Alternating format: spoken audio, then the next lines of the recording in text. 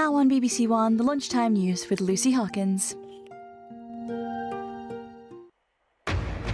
The Azerbaijan Airlines plane crash in which dozens were killed yesterday is being treated as a criminal investigation. One theory is that the aircraft in which 38 people died might have been accidentally hit by Russian air defences. The Boxing Day sales are on, but some of the UK's biggest stores are staying closed. The government is to scrap the cut-off date for recording historic rights of way in England, and a move it says will secure their future. And 20 years on from the Boxing Day tsunami, memorial services are held for those who died.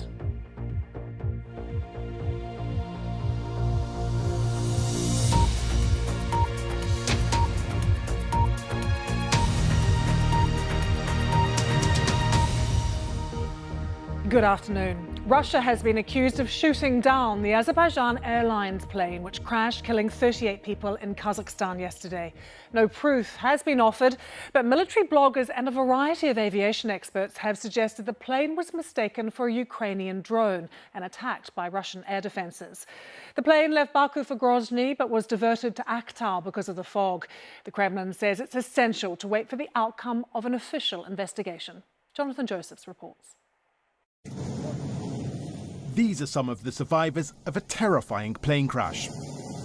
Pictures released by the Russian government show 9 of their citizens being evacuated to Moscow for further medical treatment. They were amongst 62 passengers and 5 crew on board this Azerbaijan Airlines flight from Baku to Grozny in southern Russia. Amateur footage shows the pilot struggling to control the plane as it tries to land, diverted to Aktau in Kazakhstan. The force of impact split the plane in two, with the front half destroyed by fire. The key question now is why. Russia's aviation regulator says there was a bird strike, but military experts suggest the wreckage shows signs of something else. At the moment, evidence is still coming out, but the most likely hypothesis we see is that it was struck by an air defense missile, almost certainly Russian, in the area over Grozny where the plane was holding.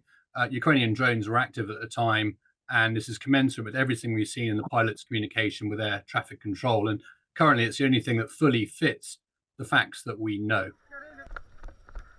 Investigators are carefully preserving the debris and will want to understand what caused these holes in the part of the fuselage that survived the impact. Russia's government says no one should draw any conclusions about the cause until that probe is completed. The rear of the aircraft is the part from which some survivors remarkably walked away. This man says his wife had been sitting next to him, but he hasn't seen her since the crash. This is the family of one of the flight attendants. In a video call, he reassures them, saying, "Don't worry, tell Mum not to worry. Thank God we're safe."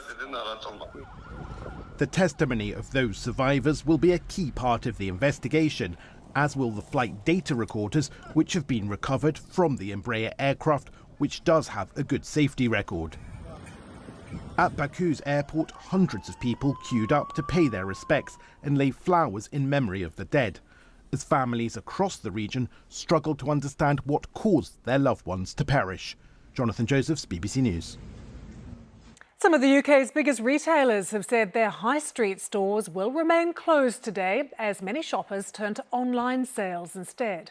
Next, B&Q and John Lewis won't open until tomorrow. Analysts say the number of shoppers out today are around 10% down on this time last year. Coletta Smith has this report.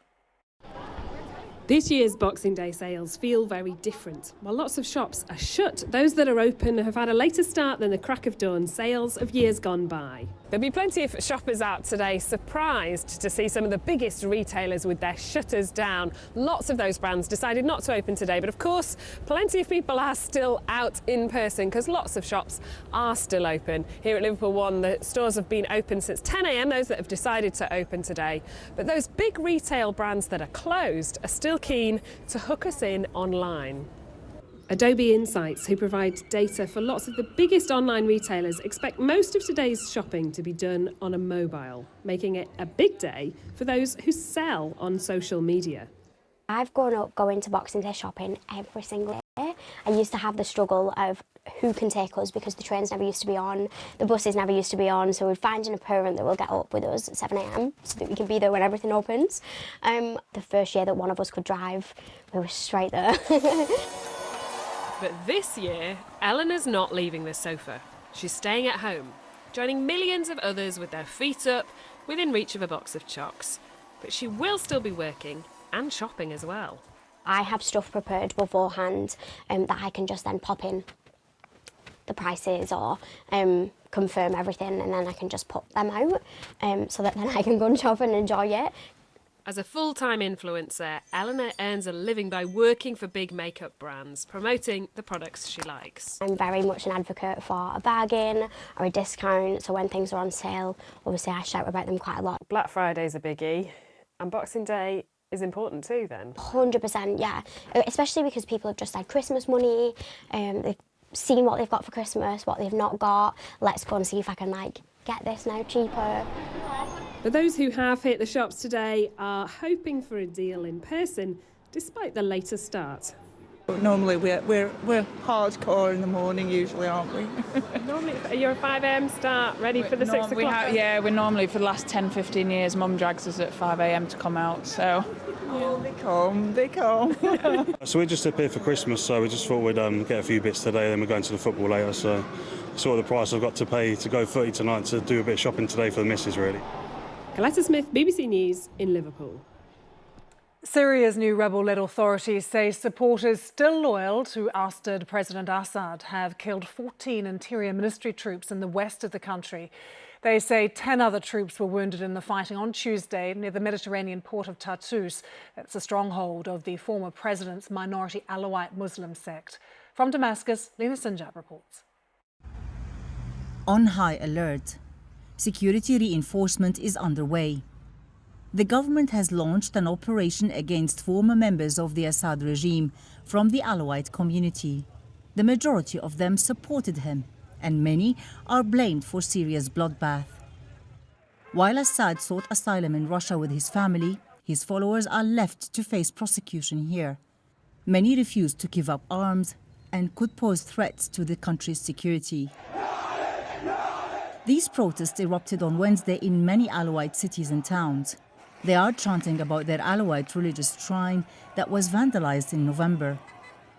Although there had since been reconciliation between the Alawites and other communities, when the video was released yesterday, tensions once again ramped up. Locals reported that some religious leaders called for protesters to take to the streets.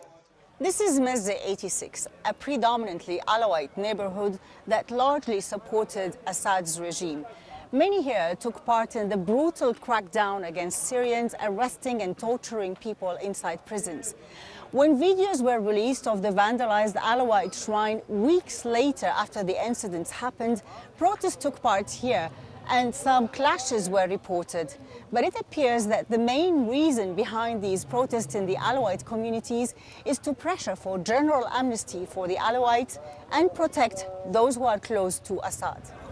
Thousands of Syrians disappeared in Assad's prisons. The security forces who were behind the torturing and death of tens of thousands are mainly from the Alawite community. A general amnesty means no punishment for those with blood on their hands. Families are still waiting for answers, for prosecution of the killers, and for justice to prevail so they can finally reconcile with their loss. Lena Sinjab, BBC News, Damascus. Health officials in Gaza say 5 journalists were killed overnight when an Israeli airstrike hit a broadcast van outside a hospital. Israel's military said it targeted a vehicle carrying a terror cell. Let's take you to Jerusalem and join Amir Nada, who is there for us. Amir, good to see you. What more can you tell us? Well, the airstrike that hit the vehicle, the Israeli military have said in a recent statement that they were targeting what they called was a Palestinian Islamic Jihad terrorist cell. The Quds Today TV channel has said that those 5 men that died in the airstrike were their journalists, and the van was parked outside a hospital where one of the men is understood to have been waiting for the birth of his child, with his wife about to imminently give birth.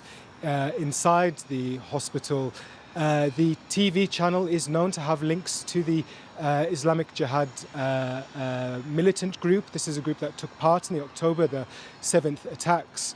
The Israeli military has said that it believes those men were involved in combat and propaganda operations, but their killings has been mourned by journalists on the ground in Gaza who saw them as colleagues involved in daily reporting on the ground. Emir, thank you.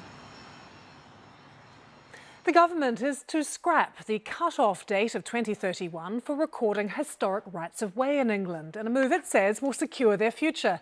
It's been welcomed by ramblers, but critics say it means uncertainty for farmers and landowners. Our political correspondent Hannah Miller reports.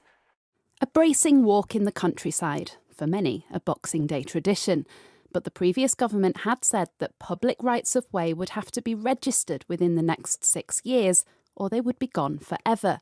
That deadline has now been removed, to the delight of campaigners who say mapping them all in that time frame would have been impossible. Well, there are hundreds of miles, if not thousands of miles of paths out there, which are public highways in law. So we have the right to use them on foot, bike, horseback, but they're unrecorded. And so they're a secret and nobody knows they're there. Developers build over them, landowners plant crops over them. So we need to get those paths put on the map so we all know where they are so that we can use and enjoy them. And the 2031 cutoff was designed to stop us from doing that and would have meant that all these public paths would have remained a secret, would have been lost. The battle over access to the countryside stretches back decades. The mass trespass of Kinder Scout in 1932 kick-started a campaign which eventually led to the creation of a definitive map showing public rights of way. But the map has never been declared complete. It's thought there are more than 40,000 miles of historic rights of way across England and Wales, and as of March this year there were nearly 8,000 unprocessed applications sitting with councils, with research suggesting local authorities have worked through fewer than 1 in 3 cases over the past 5 years. But a deadline for a definitive list would have given landowners certainty over the status of their land, with the National Farmers Union saying today's announcement means claims will continue to disrupt many farm businesses for years to come, with an outdated focus on routes that haven't been used for centuries. And so, in many places, the clash over who has a right to access historic routes looks set to continue long into the future. The kind of argument that many hope won't get in the way of the pleasure of their Boxing Day walk. Hannah Miller, BBC News. Commemorations are underway in countries around the Indian Ocean to mark the 20th anniversary of the catastrophic tsunami that killed more than 220,000 people. The vast wave caused by an earthquake devastated Indonesia, Thailand and Sri Lanka and displaced nearly 2 million people. Today in the Indonesian province of Aceh, which bore the brunt of the disaster, people gathered at prayer sites in memory of the victims. This report is from Andrew Harding, who covered the tragedy there at the time. This was Aceh 20 years ago, just after the great wave had come ashore. I remember walking through the ruins, a haunting landscape. But above all, I remember Mawada. She was 11 then, bruised and alone, orphaned by the tsunami. But a few days later, she discovered one relative had survived, her big sister, Mutia.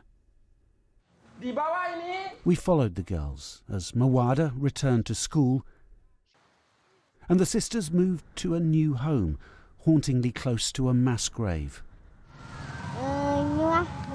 I'm scared of ghosts, she told me. Even if they are all my relatives and neighbours, I don't want to sleep here. The years passed, and then came the 10th anniversary of the tsunami.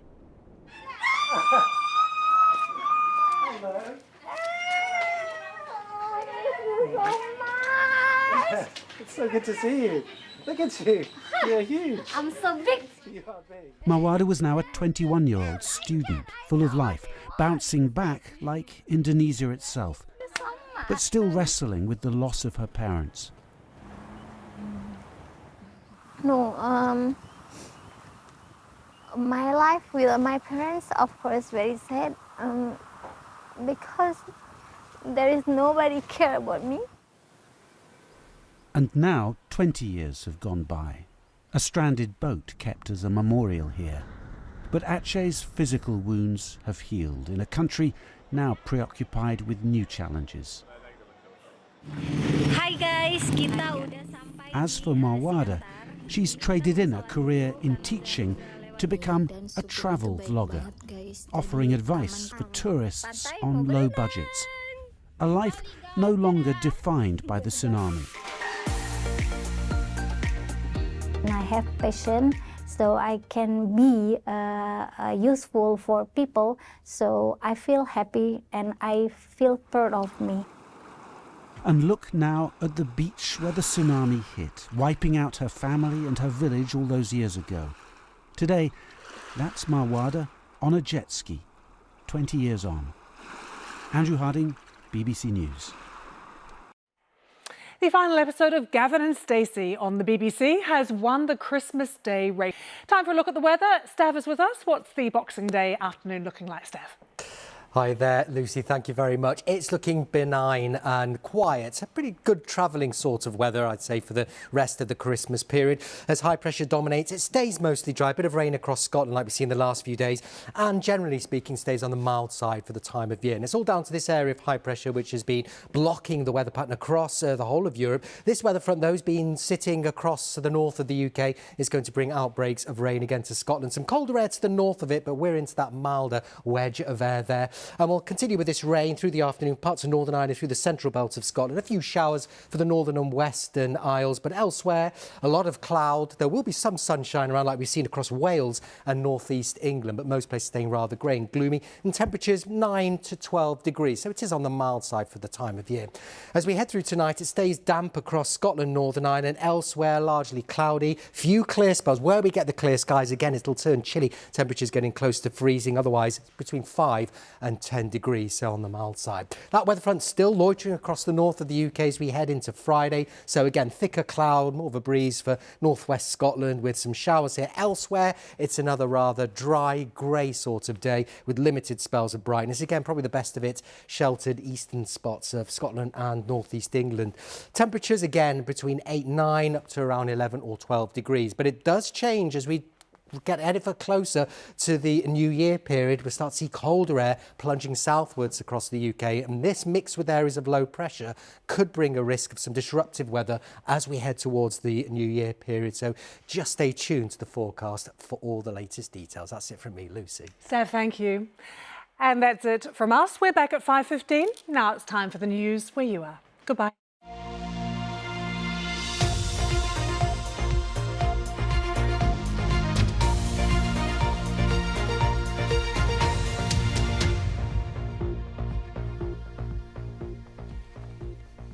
Hello, Merry Christmas and welcome to BBC London. I'm Hannah Gray.